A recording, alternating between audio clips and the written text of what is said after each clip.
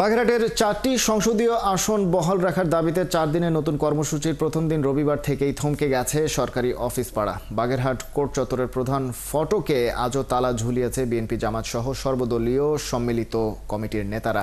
শনিবার বিকেলে 4 দিনের এই নতুন কর্মসূচি পালনের সমর্থনে জেলা ও উপজেলা বিক্ষোভ মিছিল ও সমাবেশ করেছে বিএনপি জামাত সহ সর্বদলীয় সম্মিলিত কমিটি। ঘোষিত কর্মসূচির মধ্যে রয়েছে রবিবার সব সরকারি অফিস আদালত ঘেরাও করে অবস্থান, সোম, মঙ্গল ও বুধবার 3 দিন বাগেরহাট জেলার সকাল সন্ধ্যা হরতাল। গত 30 জুলাই ত্রয়োদশ জাতীয় সংসদ নির্বাচনকে সামনে রেখে নির্বাচন কমিশনের বিশেষ কারিগরি কমিটি খসড়া প্রস্তাবে বাগেরহাট জেলার 4টি আসনের মধ্যে একটি কমিয়ে 3টি রাখার প্রস্তাব দেয়। এই প্রস্তাবের বিরোধিতা করে নির্বাচন কমিশনের শুনানিতে অংশ নিলেও দাবি পূরণ না হওয়ায় বাগেরহাটের বিভিন্ন রাজনৈতিক দল সম্মিলিত আন্দোলন চালিয়ে যাচ্ছে। আমরা আজকে অবরোধ, ডিসি অফিস, নির্বাচন অফিস আমরা ঘেরাওয়ের কর্মসূচি উপজেলা পর্যায়ে এবং জেলা পর্যায়ে আমাদের ঘেরাও কর্মসূচি পালন করা হবে। অবরোধ এবং ঘেরাও চলছে। বিচ্ছিন্নভাবে 2 একজন কর্মচারী গেল, ভারতপক্ষে জেলা প্রশাসকের দপ্তরে কোনো কাজ কাম হচ্ছে না। সরকারি অফিস ঘেরাও অবস্থান কর্মসূচির সর্বশেষ খবর জানতে বাগেরহাটের মোংলা থেকে আমরা যুক্ত করে নেব সহকর্মী এনামুল হককে। এনামুল হক, সংবাদ সংযোগে আপনাকে যুক্ত করে নিচ্ছি। এইভাবে জানতে চাইবো আপনার কাছে যে 4 দিনের এই কর্মসূচির ঘোষণা আসলে কারা দিলেন এবং এই বিষয়ে তারা কি বলছেন। কর্মসূচির এই মুহূর্তের সর্বশেষ অবস্থাটি জানাবেন এবং প্রশাসনের পক্ষ থেকে কোনো ধরনের সমাধানে যাওয়ার চেষ্টা করা হচ্ছে কিনা বা তারা কি চেষ্টা করছেন।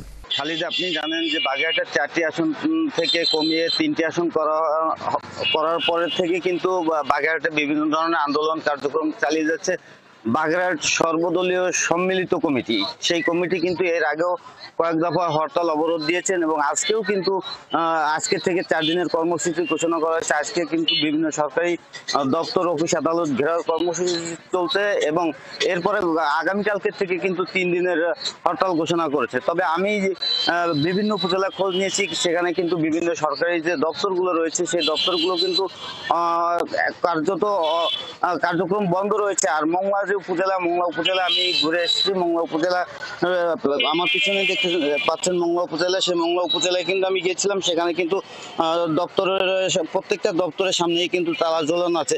এই বিষয়ে আমি একটু কথা বলবো জামায়াত নেতার সাথে।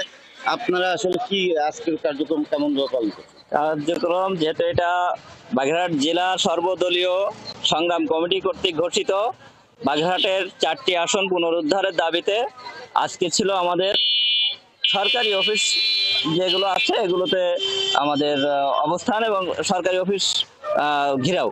তো যেহেতু আমরা সব সরকারি অফিস যেগুলো আছে এগুলোতে আমরা অবস্থান করেছি সকাল থেকেই, এখনো আছি এবং সব কার্যক্রমই বন্ধ করে দেওয়া হয়েছে।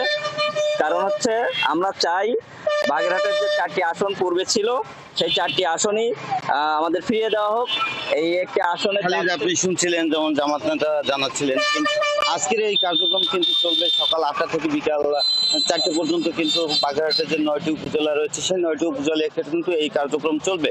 তবে জেলার যে কার্যক্রম সেটি কিন্তু সকাল 8টা থেকে 11টা পর্যন্ত ছিল। সেখানে কিন্তু জেলার যে নেতৃবৃন্দ রয়েছে তারা কিন্তু জেলা প্রশাসকের কার্যালয়ে, জেলা নির্বাচন অফিসে সহ বিভিন্ন দপ্তরে কিন্তু তারা অবস্থান করেছিলেন। এখন কিন্তু যে কার্যক্রম উপজেলা পর্যায়ে চলছে সেটি কিন্তু বিকাল 4টে পর্যন্ত চলবে। খালিদ। জি, এনামুল হক, অনেক ধন্যবাদ আমাদের সঙ্গে যুক্ত হওয়ার জন্য। দর্শক, বাগেরহাট থেকে আমাদের সহকর্মী জানাচ্ছিলেন সরকারি অফিস ঘেরাও কর্মসূচি এবং সেখানকার সংসদীয় আসন ইস্যুতে যে অস্থিরতা তৈরি হচ্ছে সে প্রসঙ্গে তিনি বিস্তারিত আমাদেরকে জানাচ্ছিলেন। সর্বশেষ আপডেট।